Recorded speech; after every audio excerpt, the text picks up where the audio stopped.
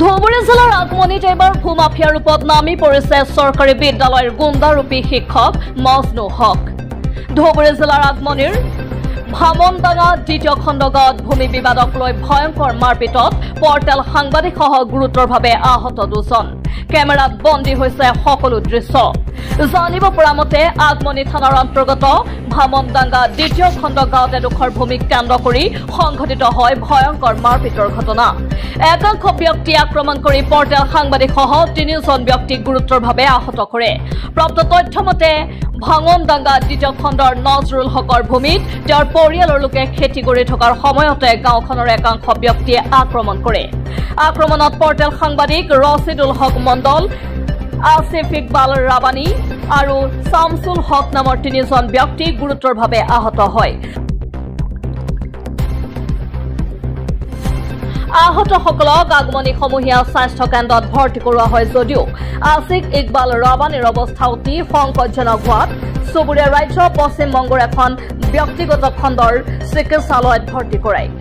উক্ত ঘটনা সন্দৰ্ভত আক্ৰমণকাৰী মজনু হক, নাছিৰুদ্দিন শেখ, নজমুল হক, এনামুল হক, ৰাছিদুল হক আৰু বাবুল আলীকে ধৰি 10জনৰ বিৰুদ্ধে আগমনি থানাত এজাহাৰ দাখিল কৰে।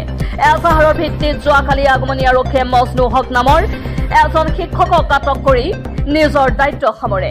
আনহাতে 4 দিন উকলি যোৱাৰ পাছতো বাকী অভিযুক্তক এতিয়ালৈকে আগমনি আৰক্ষীয়ে আটক কৰিবলৈ সক্ষম নোহোৱাৰ ঘটনাই তীব্ৰ প্ৰতিক্ৰিয়াৰ সৃষ্টি কৰিছে।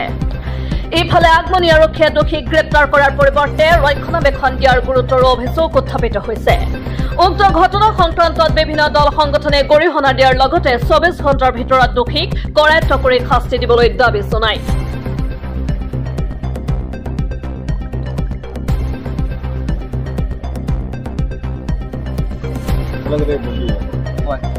মই নজৰুল হক, মোৰ ঘৰ ভামনডাঙাত দ্বিতীয় খণ্ডত। আমাৰ ওচৰৰ গাঁও ঝাপচাবাৰী আমাৰ বহুত জমি আছে। তাৰে এডোখৰ মাটি একেবাৰে মিউজিয়াম। এই মাটিখিনিৰ কি হ'ল 239 নম্বৰ পাট্টা আৰ দাগ নম্বৰ হ'ল 153। এই মাটিটো আমাৰ নিজে হয়। আমাৰ মানে গং নামিও আমাৰ লগতে মোৰ ভাই ভনী যিখিনি আছে সবৰে মাটি। এই মাটিখিনি সিহঁতে মানে অপোজিট পাৰ্টিয়ে মজনু হক ইহঁতৰ পৰিয়ালটোৱে দলটোৱে চক্ৰান্তমূলক এই মাটিখিনি আমাৰ পৰা ক্ৰাপ কৰিব খোজে। এই উদ্দেশ্যে বহুত দিনৰ পৰা এটা মানে কি চলি আছে। আৰু আমি এটা কি পাইছোঁ, অৰ্ডাৰ পাইছোঁ। অৰ্ডাৰটোত আমাক এই মাটিত হাল বাবলৈ দিছে আৰু সিহঁতৰ পৰা এটা বণ্ড লৈছে, 10,000 টকাৰ এটা বণ্ড লৈছে। সবেই চহী কৰিছে। আৰু আমি যোৱা 9 তাৰিখ ৰাতিপুৱা 9:30 মান বজাত আমি এই মাটিত হাল বাবলৈ গৈছোঁ। আৰু সিহঁতে চাৰিওফালে ঘেৰাও কৰি মোৰ ভাগিন ৰাছিদুল হকক, মোৰ ভাতিজা আসিফ ইকবাল আৰু মোৰ সৰু ভাই শামছুল হকক বিধম মাৰপিট কৰে। গতিকে ইয়াৰ বিচাৰ লাগে। আমি জনামতে মইতো কি দিছোঁ, এজাহাৰ কৰিছোঁ।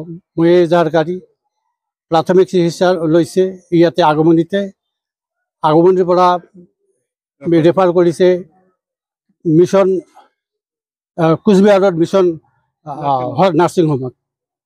তাৰ পৰা চিকিৎসাধীন হৈ আছে গুৰুতৰভাৱে, মানে কি জখম। আমি জনামতে অচি মহোদয়ৰ তৎপৰতাত এজন অভিযুক্ত মজনু হকক গ্ৰেপ্তাৰ কৰিছে। তো আৰু বাকী কেইজনক গ্ৰেপ্তাৰ কৰিব লাগে। আমি এই কথাত খুব মানে সন্তুষ্ট লাভ কৰিছোঁ যে আমাৰ এই মানে সময়ত, দুৰ্যোগৰ সময়ত অচি ছাৰে আমাক এই হেল্প কৰিছে। এজন অভিযুক্তক কৰায়ত্ব কৰিবলৈ সক্ষম হৈছে। আৰু আমাৰ দাবী যে বাকী কেইজনক, বাকী বাকী আসামীবিলাকক কৰায়ত্ব কৰিব লাগে আৰু শাস্তি লাগে।